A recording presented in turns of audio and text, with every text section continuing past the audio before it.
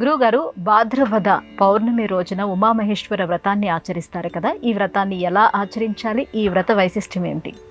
కళాభ్యాం చూడాలంకృత శశికళాభ్యాం నిజతప ఫలాభ్యాం భక్తేషు ప్రకటిత ఫలాభ్యాం భవతు మే శివాభ్యాం ఆనందస్ఫురదనుభవాభ్యాం అతిరియం అంటూ శివానంద లహరిలో ఆ శివపార్వతుల యొక్క అద్భుతమైన బంధాన్ని గురించి తెలియజేస్తాడు. ఒకళ్ళ కోసం ఒకళ్ళు త్యాగం చేసేటువంటి ఆ లక్షణము ప్రతి దంపతులలో ఉండాలి అంటే ఉమామహేశ్వర వ్రతాన్ని ఆచరించాలి. ఉమా అన్న శబ్దానికి అర్థం ఏమిటి అంటే అంటే తపస్సు, మా అంటే వద్దు. శివుడే భర్తగా కావాలి అని కోమలమైన దేహంతో కఠినమైన తపస్సు చేయాలని నిశ్చయించుకుంది పార్వతీదేవి.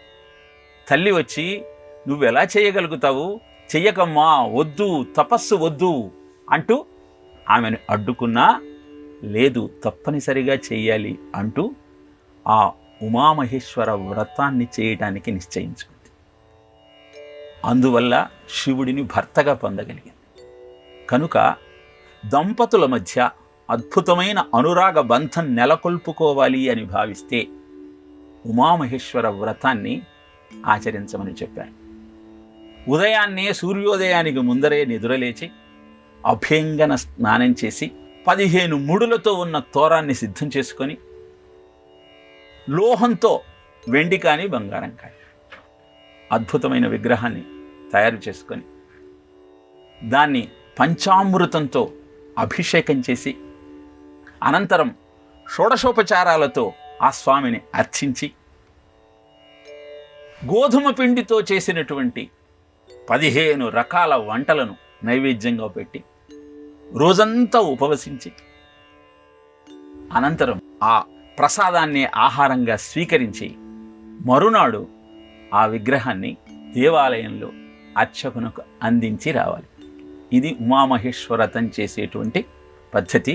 ఉమామహేశ్వర వ్రత కల్పంలో 5 అధ్యాయాలలో స్కాంద పురాణంలో బ్రహ్మోత్తర ఖండంలో అద్భుతంగా ఈ ఉమామహేశ్వర వ్రతం యొక్క విధానమంతా తెలియజేయబడి ఉన్నది. అంధుడైన ముని అద్భుతమైన ఈ వ్రతాన్ని ఆచరించి తిరిగి నేత్ర దృష్టిని పొందగలిగాడు. బ్రహ్మదేవుడు గాయత్రిని సావిత్రిని పొందగలిగాడు.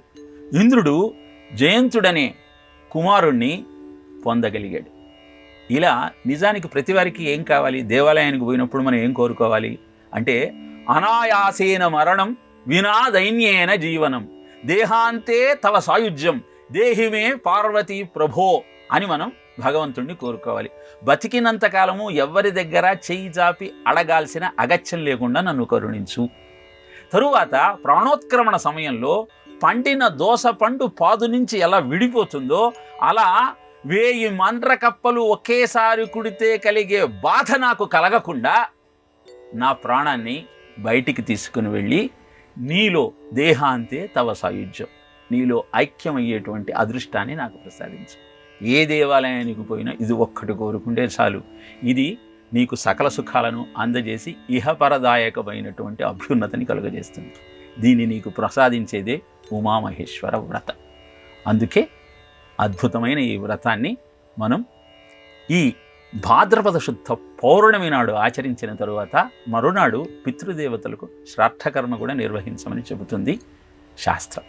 కనుక ఉమామహేశ్వర ఆరాధన చేద్దాం, అద్భుతమైన ఆనందాన్ని అందుకునే ప్రయత్నం చేద్దాం.